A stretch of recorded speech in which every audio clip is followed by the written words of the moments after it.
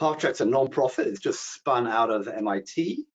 It's one of those, it's done pretty well in terms of recognition, has a lot of well-known advisors, like John Brownstein's an advisor, John Wanker, several others, already working with several states and several countries. It provides a privacy-first open source solution for public health, basically supplementing manual contact tracing, visualizing hotspots, interfacing with citizen-facing privacy apps. And Ramesh Raskar is running Pathcheck. You may have seen him in his famous TEDx talk about the camera that can go around corners. He's not going to be talking about that today, but it's well worth a look. You can Google that one. But Ramesh, the floor is yours.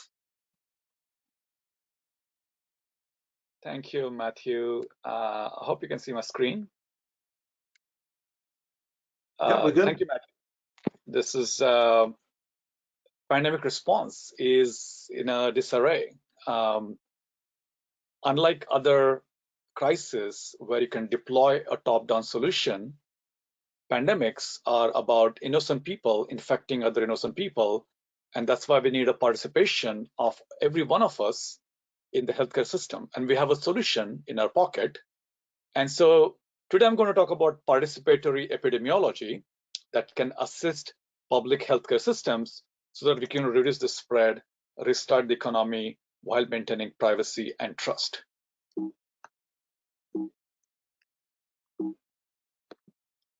So Pathcheck Foundation is an MIT spin-off from a group at MIT. We got started and we raised a few $1 million. We are official app in 5 US states and territories, as well as 3 nations. And very quickly, we have become the world's largest open source nonprofit project for COVID-19 with 50 full-time professional volunteers and over 200 other experts working in our ecosystem. And so I'm very proud of a team that's made up of former CEOs and CTOs and folks that are who are really passionate about taming this pandemic. Now, when we think about public health systems for test, trace, and vaccinate, the focus is on aggregation and data for planning, like case management, spread analysis, and so on. But as I said, we also need participation of individuals.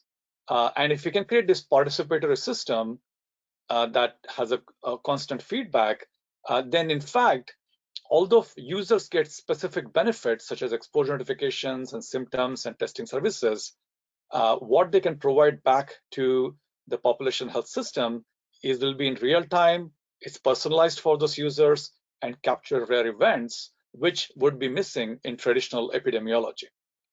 And we want to achieve all of this in end-to-end privacy-preserving analytics and insight.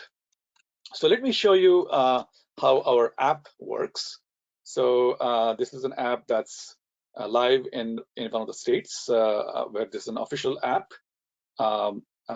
Start with screens, talks about privacy, exposure detection, trends in that state.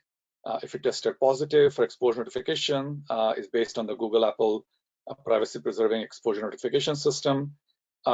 Exposure history, if somebody has come in contact with you, speak with the contact tracer, next steps.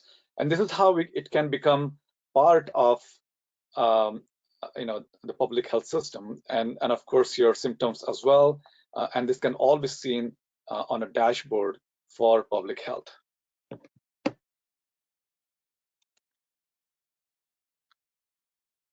Now, the individual's experience through these different phases of tracing, triage, testing, quarantine, and very soon vaccines is pretty complex. And the challenge for us is how do we achieve this population health solution in a decentralized and privacy-preserving way at every stage, not just for self and public health, but also for employers, services, and tourism, and so on. So in that sense, we really need kind of a ways for public health.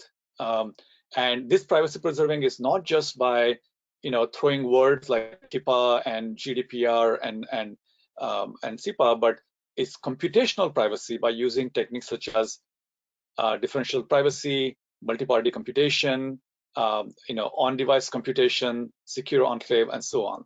So it's really a computational privacy and not just privacy by promise or regulation. So as you can imagine, to go beyond a pure exposure notification, we need to build a much more sophisticated solution.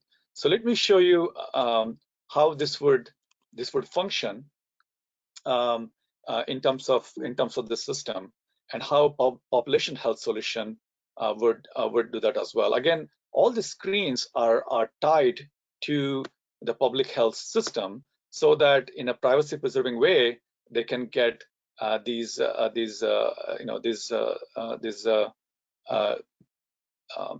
symptoms or pre-existing conditions and so on. So the user can create a random code for themselves and chat with PHA while maintaining complete privacy and trust. No raw data is ever shared with public health. Complete anonymity here, and same thing with testing and getting the results as well, which is, as you know, is a huge confusion about that. And as you continue to progress through these conditions, your symptoms that may be okay for on day 8 and day 9 and day 10, but could get worse on 11 afterwards after 14 days or so.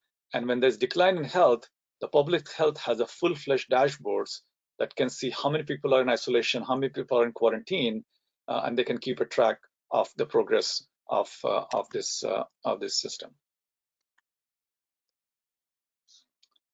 So this privacy-preserving aggregation is a key aspect for that. And in terms of impact, on device, it's passive, active, and sub-public information available. But we really want to create this decentralized learning healthcare system that can provide insights, foresights, and planning tools, recognizing gaps in the system, vulnerable groups, hidden outbreaks, and improve epidemiological models, and so on. So let me show you the dashboard for what this looks like. Now, most of the jurisdiction we work in actually end up using Salesforce or Tableau for their own visualization. But here is a kind of a Pathcheck AI platform where for different state, we can zoom in with different zip codes and take symptoms, COVID-like illness symptoms. But more importantly, also look at relationships in symptoms. For example, we have found by drilling this data that cough and shortness of breath are actually not as correlated with COVID-19 diagnosis as is known in the general knowledge. And also the relationship between different symptoms can also be analyzed by public health officials coming from this private data. So to conclude, pathcheck.org is for participatory epidemiology, ways for health systems. The innovation is privacy-preserving crowdsourcing, not just by regulation, but by computational algorithms. Our impact is on vulnerable groups, outbreaks, and for planning, and for users, it's for real-time personalized guidance. In terms of scale, as I said, our app is already in 5 different states and 3 nations. Our 30 million plus population has access to it. And because we are nonprofit and open source, we have a pretty large alliance of partners who are creating multi-stack solutions on our platform. In future, we want to continue to expand this, especially as we have home tests available and vaccines for safety and efficacy, and creating tools for pharma and for distribution, as well as these systems will be critical for any future threats and emergencies, as is the intention of this group. And with the support of Robert Wood Johnson Foundation and partners here, we hope participatory epidemiology will become part of standards, become part of policy, and in a nonprofit, open source, open standard manner is deployable to everyone. Thank you.